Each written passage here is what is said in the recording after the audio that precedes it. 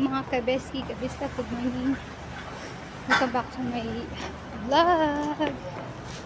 Sa lahat ng mga OFWs around the world, at lalong-lalo na dito sa Hong Kong.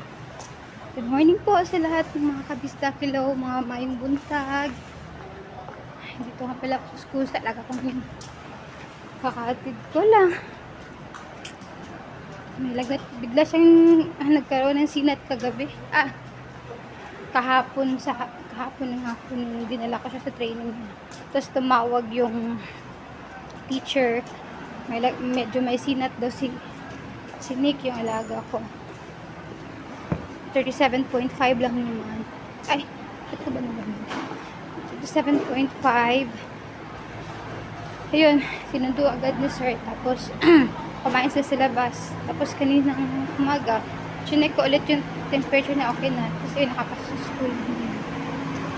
Ay, kumusta kayong lahat dyan? Malapit ng Pasko. Hi, guys!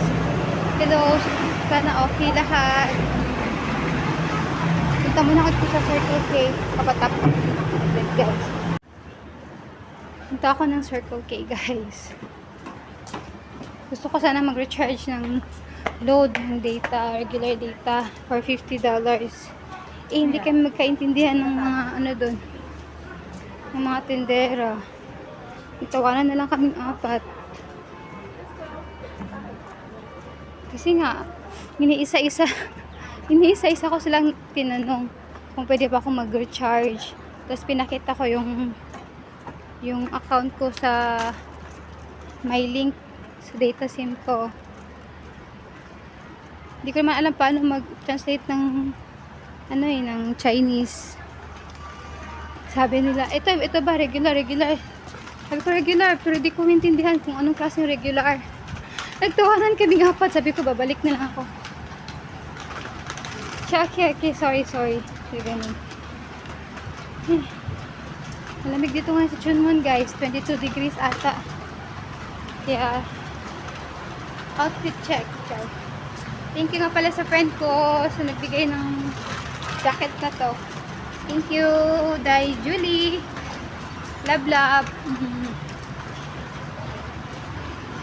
Mamayang hapon may football training na naman ulit yung alaga ko. Pauwi na mi, guys. Dinala ko yung baby stroller niya kasi baka tama rin na naman siya maglakad. Pero di pa sure mamayang hapon kung okay na ba yung pakiramdam niya. Pag okay na, active siya ulit, pwede siyang mag-attend sa football training nila mamayang hapon. Observe pa lang namin siya. So, kumusta na pala lahat mga kabayan natin dito sa Hong Kong? Kumusta po kayong lahat? Malapit ng Pasko.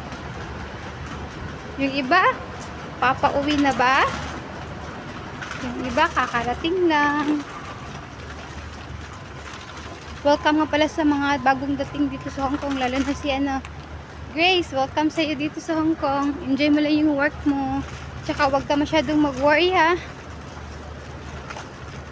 Kaya natin to. Laban lang tayo at magdasal. Huwag nating kalimutang magdasal palagi, araw-araw. Dahil siya lang talaga ang masasandalan natin sa lahat ng oras. Hinihingal ako, guys. Buti nga ngayon, guys, nag-reduce na yung katawan ko, guys. Kasi nung unang dating ko dito nung September, agad, ilang hakbang lang, wala na, hinihingal na naman ako. Sa mga Bisaya din, ha, nag-diet food mo, lahir dyan sa Pilipinas, no nga, ang kaon na to dito, which is painit, pamahaw, paniod to, snack sa hapon, panyapon, midnight snack pagkagabi, tapos pagkaog mo, maglibog-libog ta. So dito, alam nyo na, guys, dito, kung meron mang nag-aalmusal ng tinapay, tsaka nagkakape, ay no, hindi natin maiwasan yung kape, kasi yun din yung karama natin dito. Tapos, lang, pagkatapos tinapay, kape, tanghalian. Minsan nagtanghalian na ako mga 1 or 2 na kasi nauna ko palagi yung alaga ko. So ayan guys. Whew.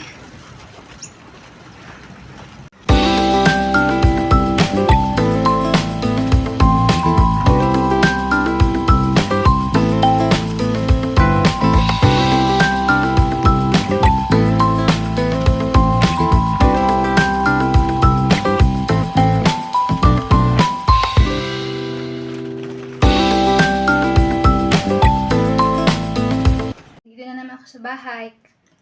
Karating ko lang din. So no. Maglilinis na naman ako ulit. So, no need na siguro mag-video. Sige, salamat po. And please support my page. Please follow my Facebook page. Chris Mundia Vlog. Bistak. And also my YouTube channel, Chris Mundia. Please subscribe po. And please support me. Love you. Advance Merry Christmas sa lahat ng mga OFWs, lahat ng mga Filipinos around the world, sa lahat ng mga tao. Advance Merry Christmas and God bless you all. Love you.